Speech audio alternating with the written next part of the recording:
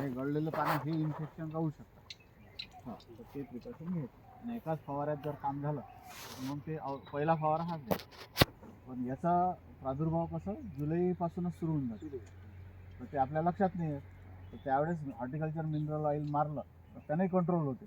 पण ती स्टेज निघून गेली. आता आपल्याला जुलै आणि ऑगस्टमध्ये एक स्प्रे हॉर्टिकल्चर मिनरल ऑइलचा मारला तर त्यांना कंट्रोल होते. पण आता ते स्टेज नाही गेली. आता फंजीसाईड मारल्याशिवाय पर्याय. आता ते हॉर्टिकल्चर म्हणजे नीम तेल का? नाही, हॉर्टिकल्चर मिनरल ऑइल आपले पेट्रोल पंप राहते ना, अच्छा अच्छा. त्या पेट्रोल पंपावर हॉर्टिकल्चरसाठी ते ऑइल तयार होते. त्याच्यातलं एक बाय प्रॉडक्ट राहते ते. हां, तर ते बहुतेक भेटत नाही आपल्याकडे. तर ते एखाद्या पेट्रोल पंपवाल्याला सांगितलं मॅक कंपनीचं, तो आणून देते हॉर्टिकल्चर. तर ते 100 लिटरला 2 लिटर टाकलं तर मग हे प्रॉब्लेम तयारच होत नाही जुलै ऑगस्टमध्ये मारलं. तुमचे जेवढे झाडं पिवळसर दिसतं की नाही वरची शेंड्या, तोच आहे. तोच प्रॉब्लेम. आणि हे बुरशीनाशक जे आता हे पानाबद्दल सांगितलं तुम्ही, पिवळ्या पानाबद्दल. हां सालाबद्दल हां, काय आहे? सलाबद्दल हे कोलेट्रेटम नावाची बुरशी आहे, साहेबांनी सांगितल्या पद्धतीने. याचा कसा प्रादुर्भाव, जास्त पाऊस झाला, रिमझिम पाऊस असला अशा वेळेस हे सल असली तर डबल वाढते. म्हणून याला आता हे स्टेज आहे प्रॉपर, हे कापून टाका. आणि याच्यावर मग हा जो स्प्रे मारला तो क्युप्रोफिक्स जर घेतला तर हे कंट्रोल होऊन जाते. ते म्हणजे त्याला कॉपर बेस फंजिसाईड पाहिजे. हां, किंवा मग महाग औषध मारायचं असेल तर त्याच्यावर मग ते ॲझोस्ट्रोबिन प्लस डायफॅनकॉन झाले ते कॅमिस्टर टॉप नावाने, ते 1 मिली प्रति लिटर पाणी मारलं तर त्याने कंट्रोल होते. हां, फक्त ते महाग पडते. हां, महाग आहे. हां, तर ते महाग असल्याच्यानं तुम्ही ठेवतो.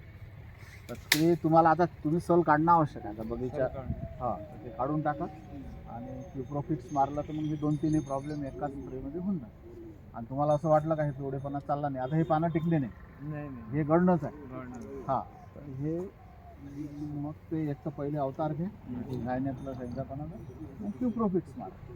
पण सलही ठेवू नका, हे थोडंसं खाली मारलं आणि याला बोर्डो पेस्ट लावा. लायकेन म्हणून राहते, त्यांना काही खूप नुकसान होतं याच्यातला भाग नाही, फक्त पाहायला बेकार वाटतं आपल्याला.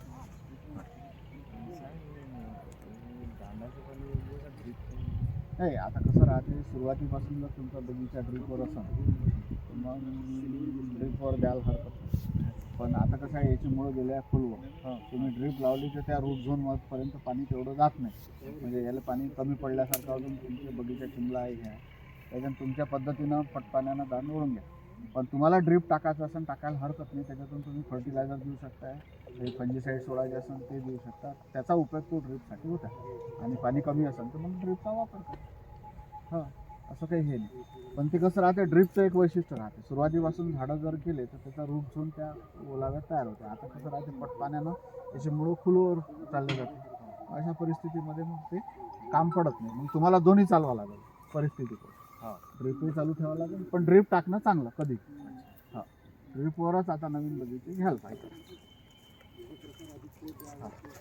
अजून तिसरा प्रॉब्लेम हे आहे की ते संत्र जे व्यापारी घेत नाही, काही संत्र थिप्स माइट्सचे आहे त्या शेतात पडले. आता त्याच्यासाठी काय करायचं, आपला बहार फुटते समजा. तुम्ही आता या डिसेंबरच्या शेवटी पाणी द्या. हां, फुलं राहिलं 21 दिवसानं फुलं येते. मग जसं तापमान वाढायला लागलं, गुंडी झाली, सेटिंग झालं, फळाच्या गुंड्या पकडल्या, मार्च एप्रिल महिन्यामध्ये तापमान वाढते आपलं. मार्चमध्ये ज्यावेळेस 42-42 डिग्री सेंटीग्रेड तापमान होऊन झालं, मग त्या काळामध्ये माइट्स आणि थ्रिप्सचा जास्त अटॅक होतो. जे करंडे पडते ते थ्रिप्सनं आणि लाल चट्टे पडते ते माइट्सनं पूर्ण.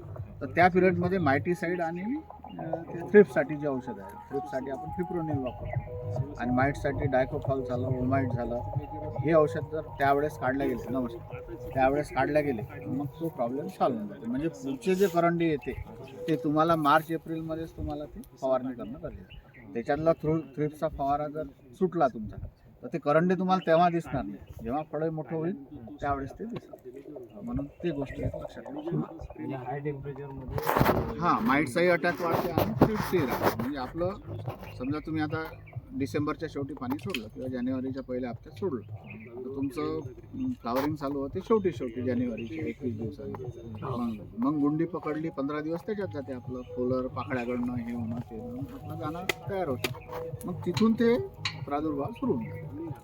म्हणजे नवीन नवती व आली हे आली. हा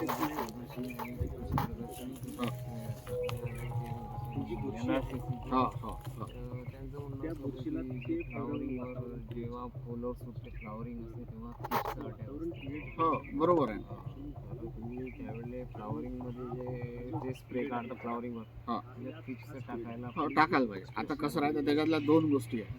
म्हणजे कसं आहे, आपण ज्यावेळेस नवीन नवती येते, नवीन फुलं येते, त्या काळामध्ये आपण शक्यतो जास्तीचे कॉन्सन्ट्रेटवाले औषध मारायचं, कारण आपल्याला परागीकरण झालं पाहिजे, फुलं सेट झाले पाहिजे, पाकळ्या गळल्या पाहिजे आणि चांगल्या पद्धतीने. त्याच काळामध्ये तुम्ही हाय डोस मारला तर ते सेटिंग होत नाही. तर म्हणून एक तर पहिलं पाणी लावायच्या पहिले मारून टाका. साधं तुम्ही प्रोफेक्ट सुपर सारखंही मारलं तरी चालतं, आणि मग एकदा गुंडी पकडल्यावर नंतर मारा. हां हां तो सिट्रस सिलाचा तो वेगळा प्रॉब्लेम आहे, सायलाचा. हां त्याच्यामध्ये थायमेथाक्झान किंवा इमॅडोक्लोप्रिड टाकता येते. हाय डोस होऊन दाना सेट नाही होत.